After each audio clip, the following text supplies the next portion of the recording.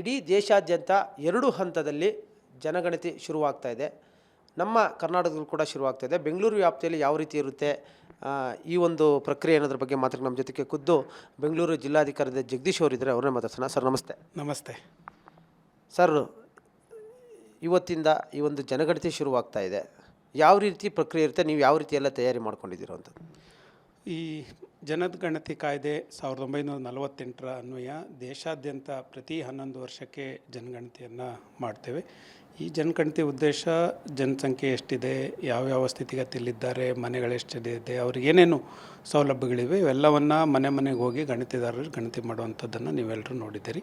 ಆದರೆ ಈ ವರ್ಷ ನಾವು 3 ಭಾಗಗಳಲ್ಲಿ ಅದನ್ನ ವಿಂಗಡಿಸ್ತೀವಿ. ಮೊದಲನೇದಾಗಿ ನಾವು ಇವತ್ತಿನಿಂದ 15ನೇ ತಾರೀಕುವರೆಗೂ ನಾವು ಜನರಿಗೆ ಗಣತಿ ಮಾಡ್ಕೊಳ್ಳೋದಕ್ಕೆ ಅವಕಾಶ ಕೊಟ್ಟಿದ್ವಿ. ಸೆಲ್ಫ್ ಎನ್ಯುಮರೇಷನ್ಗೆ ಅವಕಾಶವನ್ನು ಮಾಡಿಕೊಟ್ಟಿದ್ವಿ.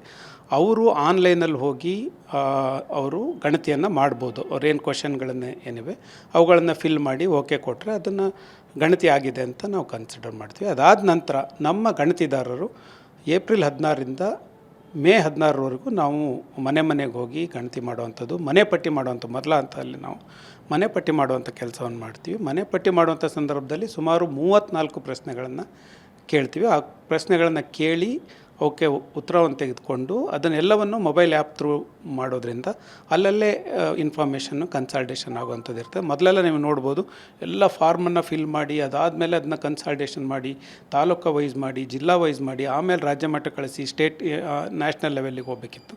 ಈಗಿಲ್ಲ, ನಾವೀಗ ಗಣತಿ ಮಾಡ್ತಾ ಇದ್ದಾಗನೇ ನ್ಯಾಷನಲ್ ಲೆವೆಲ್ಲಿಗೆ ಏನು ಮಾಹಿತಿ ಹೋಗಬೇಕು ಅದು ಹೋಗುತ್ತೆ. ಹಾಗಾಗಿ ಇದು ಮೊದಲನೇ ಹಂತ. ಎರಡನೇ ಹಂತ ನೀವು ಫೆಬ್ರವರಿ 2027ರಿಂದ ನಾವು ಜನಗಣತಿ, ನಿಜವಾದ ಜನಗಣತಿಯನ್ನು ಆ ಸಂದರ್ಭದಲ್ಲಿ ಮಾಡ್ತೇವೆ. ಸರ್, ಈಗ ಪ್ರಮುಖವಾಗಿ ಈಗ ಸ್ವಯಂ ಜನಗಣತಿ ಅವರೇ ಮೊಬೈಲ್ ಮಾಡ್ಕೋಬೋದು ಅಂತಂದರೆ ಯಾವ ಆ್ಯಪು ಯಾವ ರೀತಿ ಅವ್ರು ಮಾಡ್ಕೋಬೇಕಾಗುತ್ತೆ ಅಂತ ಎಷ್ಟೋ ಜನಕ್ಕೆ ಗೊತ್ತಿರೋ?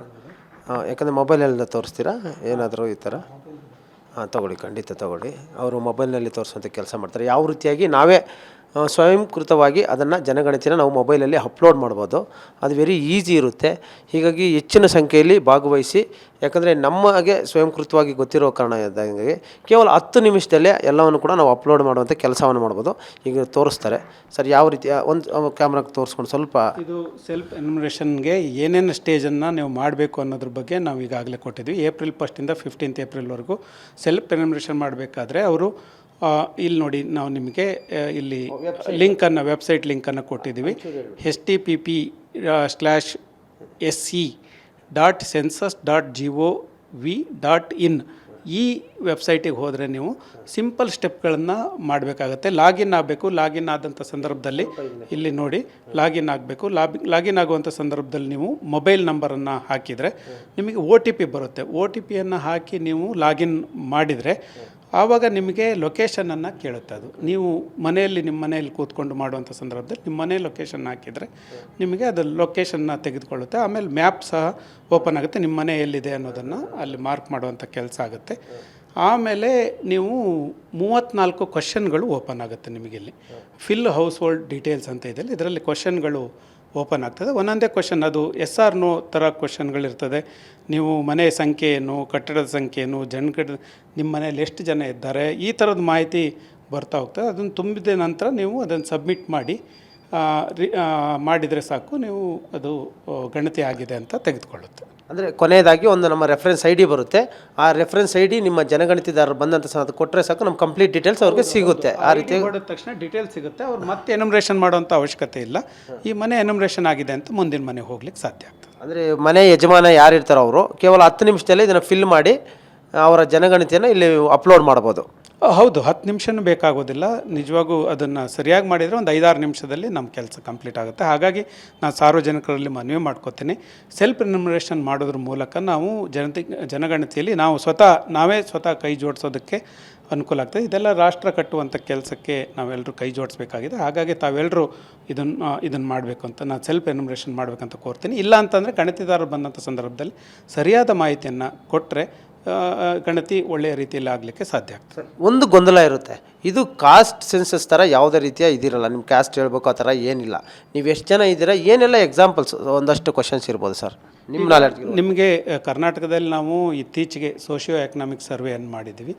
ಅದರಲ್ಲಿ ಕ್ಯಾಸ್ಟಿಗೆ ಸಂಬಂಧಪಟ್ಟಂಥ ವಿಷಯ ಮತ್ತು ಎಕನಾಮಿಕ್ ಸ್ಟೇಟಸ್ ಸಂಬಂಧಪಟ್ಟಂಥ ವಿಷಯ ಇವೆಲ್ಲವೂ ಸಹ ಇತ್ತು. ಆ ಕ್ವೆಶನ್ನೇರನ್ನು ನಾವು ಸುಮಾರು 65 ಕ್ವೆಶನ್ಗಳನ್ನು ಫಿಲ್ ಮಾಡುವಂಥ ಕೆಲಸವನ್ನು ನಾವು ಮಾಡಿದ್ವಿ. ಈಗ ಆ ಥರದ ವಿಷಯ ಇಲ್ಲ. ನೀವು ಕ್ವೆಶನ್ನೇರ್ ನಿಮಗೆ ಮೊದಲೇ ಗೊತ್ತಾಗುತ್ತೆ ಇಂಥ ಕ್ವೆಶನ್. ಅದರಲ್ಲಿ ಕುಟುಂಬದಲ್ಲಿ ಎಷ್ಟು ಜನ ಇದ್ದಾರೆ, ಗಂಡೆಷ್ಟು ಹೆಣ್ಣೆಷ್ಟು, ಅವ್ರದ್ದು ಏನು, ಯಾವ ಲಿಂಗ, ಯಾವ ಜಾತಿ, ಇದು ಪರಿಶಿಷ್ಟ ಜಾತಿಗೆ ಪರಿಶಿಷ್ಟ ಪಂಗಡ ಈ ಥರ ಸೇರಿದ್ದಾರೆ, ಇವೆಲ್ಲ ಕ್ವೆಶನ್ಗಳು ಇರ್ತದೆ. ಆದರೆ ಅದರಿಂದ ಏನೂ ನಷ್ಟ ಇಲ್ಲ ಅಂತ ನಾನು ಹೇಳಲಿಕ್ಕೆ ಇಚ್ಛಪಡ್ತೀನಿ. ಒಂದಿಷ್ಟು ಗೊಂದಲಗಳಿದೆ. ಯಾಕೆಂದರೆ ಸೋಷಿಯೋ ಎಕನಾಮಿಕ್ ಸರ್ವೆ ಮಾಡಿದಂಥ ಸಂದರ್ಭದಲ್ಲಿ, ನಾವು SC ಸರ್ವೆ ಮಾಡಿದಂಥ ಸಂದರ್ಭದಲ್ಲಿ ಡೀಟೇಲ್ಸನ್ನು ಕೊಟ್ಟಿದ್ದಕ್ಕಾಗಿ ಏನು ರೇಷನ್ ಕಾರ್ಡ್ಗಳು ರದ್ದಾಗಿವೆ ಅಂತ ಕೆಲವ್ರ ಮನಸ್ಸಿನಲ್ಲಿದೆ. ಆದರೆ ರೇಷನ್ ಕಾರ್ಡ್ ರದ್ದು ಮಾಡೋವಂಥದ್ದೇ ಬೇರೆ ಪ್ರೋಸೆಸ್ಸು, ಈ ಸೆನ್ಸಸ್ ಮಾಡೋವಂಥದ್ದೇ ಬೇರೆ ಪ್ರೋಸೆಸ್. ಇದು ಸೆನ್ಸಸ್ಗೆ ಸಂಬಂಧಪಟ್ಟಾಗ ನೀವೆಲ್ಲರೂ ಸಹ ಕಡ್ಡಾಯವಾಗಿ ಭಾಗವಹಿಸಬೇಕಾಗತ್ತೆ. ನಾನು ಸಾರ್ವಜನಿಕರಲ್ಲಿ ಮನವಿ ಮಾಡ್ತೇನೆ. ಇದು ಪ್ರಮುಖವಾಗಿ ಮೂಲ ಉದ್ದೇಶ ಓನ್ಲಿ ನಾವು ಎಷ್ಟು ಜನಸಂಖ್ಯೆ ಇದ್ದೀವಿ ಅನ್ನೋದಷ್ಟೇ ಕಂಡುಹಿಡಿಯೋ ಉದ್ದೇಶ. ಆ ಒಂದು ಕಾರಣಕ್ಕೆ ಯಾವುದೇ ರೀತಿ ಆತಂಕ ಪಡೋದು ಬೇಡ ಅಂತ ಜನರು. ಇಲ್ಲ, ಇದರಲ್ಲಿ ಜನಗಣತಿಯಲ್ಲಿ ನಾವು ಜನಸಂಖ್ಯೆ ಎಷ್ಟಿದ್ದೀವಿ, ಅದರಲ್ಲಿ ಗಂಡೆಷ್ಟು ಹೆಣ್ಣೆಷ್ಟು ಇತರೆಯವರೆಷ್ಟು, ಇದು ಭಾಳ ಇಂಪಾರ್ಟೆಂಟಾಗಿ ನಾವು ತೆಗೆದುಕೊಳ್ಳೋಂಥ ವಿಷಯ. ಅದಾದ ನಂತರ ರಾಷ್ಟ್ರದ ಸ್ಥಿತಿಗತಿ ಏನಿದೆ, ಮನೆಗಳು ಯಾರಿಗಿದೆ, ಮನೆಗಳು ಯಾರಿಗಿಲ್ಲ, ಇವೆಲ್ಲ ಕ್ವಶನ್ಗಳು, ಈ ಡಾಟಾ ಏನು ಕಲೆಕ್ಟ್ ಮಾಡ್ತೀವಲ್ಲ ನಾವು, ಆ ಡಾಟಾದಲ್ಲಿ ನಾವು ಮುಂದೆ ರಾಷ್ಟ್ರದ ಯೋಜನೆಗಳನ್ನು ರೂಪಿಸುವಂಥ ಸಂದರ್ಭದಲ್ಲಿ ಇದೆಲ್ಲದೂ ಅನುಕೂಲ ಆಗುತ್ತೆ. ಹಾಗಾಗಿ ಸಾರ್ವಜನಿಕರು ಇದನ್ನು ಮಾಡಬೇಕು ಅಂತ ಕೋರ್ತೇನೆ. ಕೊನೆಯದಾಗಿ ಸರ್, ಮತ್ತು ಸಾಮಾಜಿಕವಾಗಿ ಮತ್ತು ಶೈಕ್ಷಣಿಕವಾಗಿ ಎಷ್ಟು ಪ್ರಾಮುಖ್ಯ ಸರ್ ಈ ಒಂದು ಜನಗಣತಿ? ಇದು ನಾನು ಮೊದಲೇ ಹೇಳಿದೆ, ರಾಷ್ಟ್ರ ಕಟ್ಟುವಂಥ ಪ್ರಕ್ರಿಯೆಯಲ್ಲಿ ಇದು ಮೊದಲ ಭಾಗ. ಅಂದರೆ ನಮಗೆ ಸರಿಯಾದ ಡಾಟಾ ಇದ್ದರೆ ನಾವು ಮುಂದೆ ಯೋಜನೆಗಳನ್ನು ರೂಪಿಸೋದಕ್ಕೆ, ಯಾರಿಗೆಲ್ಲ ಯೋಜನೆಗಳನ್ನು ರೂಪಿಸಬೇಕು, ಸಾಮಾಜಿಕವಾಗಿ ಆರ್ಥಿಕವಾಗಿ ಹಿಂದುಳಿದವರಿಗೆ, ಶೈಕ್ಷಣಿಕವಾಗಿ ಹಿಂದುಳಿದವರಿಗೆ ಏನೆಲ್ಲ ಸೌಲಭ್ಯಗಳನ್ನು ಕೊಡಬೇಕು, ಈ ನಿಟ್ಟಿನಲ್ಲಿ ಸರ್ಕಾರ ಚಿಂತನೆ ಮಾಡಲಿಕ್ಕೆ ಇದು ಡಾಟಾ ಭಾಳ ಇಂಪಾರ್ಟೆಂಟ್ ಆಗ್ತದೆ. ಹಾಗಾಗಿ ಸಾರ್ವಜನಿಕರು ಈ ಮಾಹಿತಿಯನ್ನು ಅತ್ಯಂತ ನಿಖರವಾಗಿ ಕೊಟ್ಟರೆ ಮುಂದೆ ರಾಷ್ಟ್ರದ ಬೆಳವಣಿಗೆಯಿಂದ ದೃಷ್ಟಿಯಿಂದ ಏನು ಯೋಜನೆಗಳನ್ನು ರೂಪಿಸುವಂಥ ಸಂದರ್ಭದಲ್ಲಿ ಈ ಡಾಟಾವನ್ನು ಬಳಸ್ಕೊಂಡು ರೂಪಿಸುವ ಮೂಲಕ ರಾಷ್ಟ್ರವನ್ನು ಮತ್ತೆ ಕಟ್ಟೋದರಲ್ಲಿ ನಾವು ಎಲ್ಲರೂ ಕೈ ಜೋಡಿಸ್ಬೋದಾಗಿದೆ. Thank you sir. Thank you. ಇದಿಷ್ಟು ಬೆಂಗಳೂರು ನಗರ ಜಿಲ್ಲಾಧಿಕಾರಿ ಆಗಿರುವ ಜಗದೀಶ್ ಅವರ ಮಾತು. ಪ್ರತಿಯೊಬ್ಬರ ಒಂದು ಕರ್ತವ್ಯ ಕೂಡ ಇದಾಗಿರುತ್ತೆ. ಯಾಕಂದರೆ ರಾಷ್ಟ್ರವನ್ನು ಕಟ್ಟುವ ನಿಟ್ಟಿನಲ್ಲಿ ನಾವೆಲ್ಲರೂ ಕೂಡ ಪ್ರಮುಖ ಪಾತ್ರ ವಹಿಸಬೇಕು. ಆ ಒಂದು ನಿಟ್ಟಿನಲ್ಲಿ ಪ್ರತಿಯೊಬ್ಬರು ಕೂಡ ಸ್ವಯಂಕೃತವಾಗಿ ಭಾಗವಹಿಸಿ ತಮ್ಮ ಈ ಸುಲಭವಾಗಿದೆ ಮೊಬೈಲ್ನಲ್ಲಿ ನೀವು ಒಂದು ಆ್ಯಪ್ನಲ್ಲಿ ಆ ಒಂದು ಸೆನ್ಸಸ್ ಆ್ಯಪಿಂದ ಅದರ ಮೂಲಕವಾಗಿ ನೀವು ಅಪ್ಲೋಡ್ ಮಾಡಿದ್ರೆ ಮತ್ತೆ ತಮ್ಮ ಪ್ರತಿ ಒಂದು ಇಲಾಖೆಯ ಒಂದು ಜಂತ್ರಿಗಣದಾರರು ಬರ್ತಾರೆ, ಅವ್ರಿಗೆ ನೀವು ಕೊಟ್ಟರೆ ಮಾಹಿತಿ ಸಾಕು, ಅದು ಅಪ್ಲೋಡ್ ಆಗುತ್ತೆ. ಆ ಒಂದು ಕಾರಣಕ್ಕೆ ಪ್ರತಿಯೊಬ್ಬರು ಕೂಡ ಇದರಲ್ಲಿ ಭಾಗವಹಿಸಬೇಕು. ಯಾವುದೇ ಗೊಂದಲ ಬೇಡ ಅನ್ನೋ ಮಾತುಗಳನ್ನ ಹೇಳ್ತಾ ಇರುವಂಥದ್ದು. ಕ್ಯಾಮರಾ ಪರ್ಸನ್ ವಿಷ್ಣುವರ್ಧನ್ ಜೊತೆ ಶಿವರಾಜ್ ಕುಮಾರ್, TV9 ಬೆಂಗಳೂರು.